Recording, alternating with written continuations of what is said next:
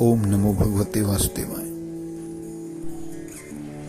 पिता के वन में चले जाने के बाद धुंधकारी ने अपनी माता धुंधली को धन के लिए बहुत पीटा और उसकी धमकियों से डरकर वह एक रात कुएं में जा गिरी और उसी से उसकी मृत्यु हो गई। धुंधकारी 5 वेश्याओं के साथ घर में रहने लगा।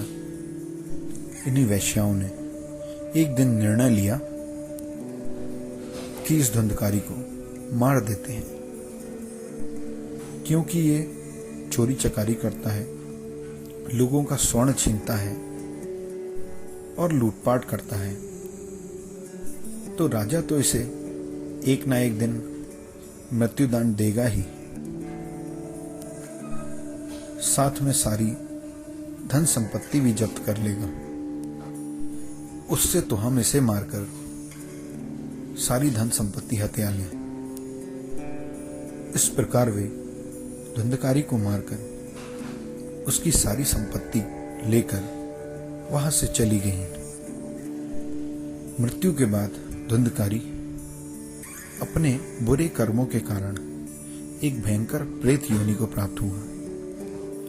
इसके कुछ दिनों के बाद तीर्थ यात्रा पे गए हुए गोकर्ण जी जब वापस आए और गांव वालों से उन्हें इन घटनाओं की जानकारी मिली,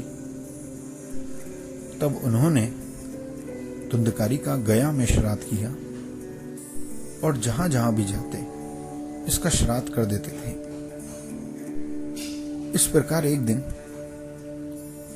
जब गोकर्ण जी बहुत से तीर्थों को घूम घाम कर अपने गांव में वापस आए और अपने घर के आंगन में सोने के लिए पहुंचे, तो धुंधकारी प्रेत के रूप में उनके सामने आया और बोला, हे भाई, मुझे इस प्रेत योनि से मुक्त कराओ। मेरे अपने ही कर्मों के कारण मेरी यह दुर्दशा हुई है। मैं केवल वायु भक्षण करके जी रहा हूं। हे गोकर्ण, तुम दया के सागर हो, मुझ पे कृपा करके मुझे इस योनि से छुड़ाओ। गोकर्ण जी बोले, मैंने तुम्हारे लिए गया में और अनेकों तीर्थों पर श्राद्ध किए, फिर भी तुम इस प्रेत योनि से मुक्त नहीं हुए, तो अब मुझे क्या करना चाहिए? प्रेत ने कहा, मेरी मुक्ति सैकड़ों श्राद्धों से भी नहीं हो सकती। तुम इसका कोई दूसरा उपाय सोचो। गोकर्ण जी ने प्रेत की बातों पर रात भर विचार किया और जब उन्हें कोई उपाय न सूझा तो बहुत से ऋषि मुनियों से इस विषय पर चर्चा करी, पर वहां से भी उन्हें कोई समाधान न मिला। तब उन्होंने अपने तपोबल से सूर्य की गति को रोक दिया। इस प्रकार जब सूर्य भगवान उनके सामने प्रकट हुए तो उन्होंने अपनी सारी व्यथा सूर्य भगवान को सुनाई और प्रेत की मुक्ति का साधन पूछा। सूर्यदेव बोले, श्रीमद् भागवत से उसकी मुक्ति हो सकती है, इसलिए उसका सप्ताह पारायण यज्ञ करो। सूर्यदेव की आज्ञा पाकर गोकर्ण जी श्रीमद् भागवत की कथा सुनाने के लिए तैयार हो गए। बहुत से लोग कथा सुनने के लिए वहां इकट्ठा हुए। गोकर्ण जी ने एक वैष्णव ब्राह्मण को मुख्य श्रोता बनाया और स्पष्ट स्वर में कथा सुनानी आरंभ करी। सायंकाल में जब कथा को विश्राम दिया तो वहां एक विचित्र घटना हुई। वह प्रेत धुंधकारी वायु रूप होने के कारण कथा सुनने के लिए एक 7 गांठ वाली बांस के छिद्र में घुस गया। पहले दिन कथा समाप्त होते ही उस बांस की एक गांठ फट गई।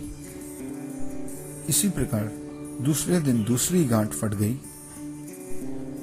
इस प्रकार 7 दिनों में 7 गांठों को फोड़कर धुंधकारी श्रीमद् भागवत के 12वें स्कंद को सुनकर पवित्र हो गया और प्रेत योनियों से मुक्त होकर दिव्य रूप धारण करके सबके सामने प्रकट हुआ।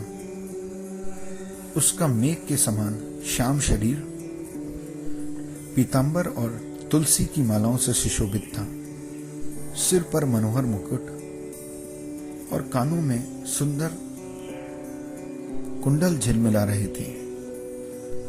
वह गोकर्ण जी को प्रणाम करते हुए बोला, जिस प्रकार आग गीली, सूखी, छोटी, बड़ी सब प्रकार की लकड़ियों को जला डालती है, उसी प्रकार यह सप्ताह श्रवण मन, वचन और कर्मों द्वारा किए हुए नए पुराने सभी पापों को भस्म कर देती है। अस्थियां ही इस शरीर का आधार स्तंभ हैं। यह नस नाड़ी रूप रस्सियों से बंधा है।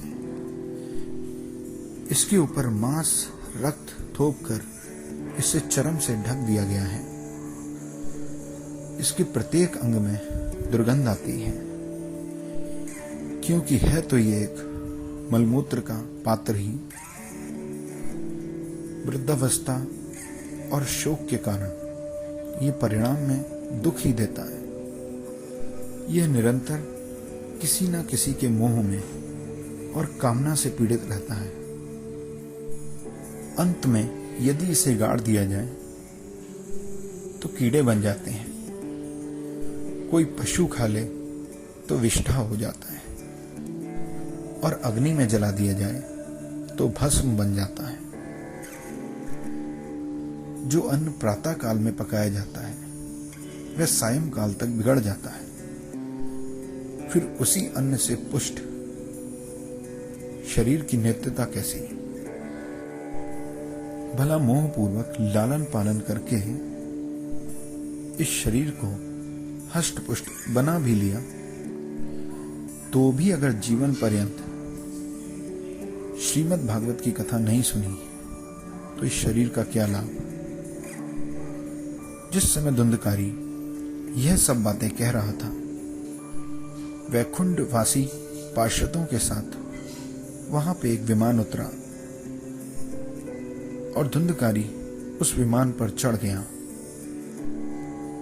तब गोकर्ण जी ने उन पार्षदों से पूछा, कथा तो बहुत से लोगों ने सुनी थी, फिर आप केवल धुंधकारी के लिए विमान क्यों लाए? भगवान के सेवक बोले, श्रवण तो सबने समान रूप से किया था, किंतु इसके जैसा मनन किसी ने नहीं किया। जो ज्ञान दृढ़ नहीं होता वह ज्ञान व्यर्थ होता है। यदि सभी श्रोता फिर से चिंतन और मनन करते हुए कथा का श्रवण करें तो निश्चय ही सबको वैकुंठ की प्राप्ति होगी। और गोकर्ण जी, आपको तो स्वयं भगवान श्री कृष्ण आकर गोलोक लेकर जाएंगे। इस प्रकार गोकर्ण जी ने पुनः कथा कही और वहां बैठे सभी लोगों को, जीव जंतुओं को भगवान श्री कृष्ण की समता प्राप्त हुई और भगवान श्री कृष्ण उन सभी को योगी दुर्लभ गोलोक धाम ले गए। इस प्रकार श्रीमद् भागवत के सप्ताह श्रवण की महिमा अपरंपार है।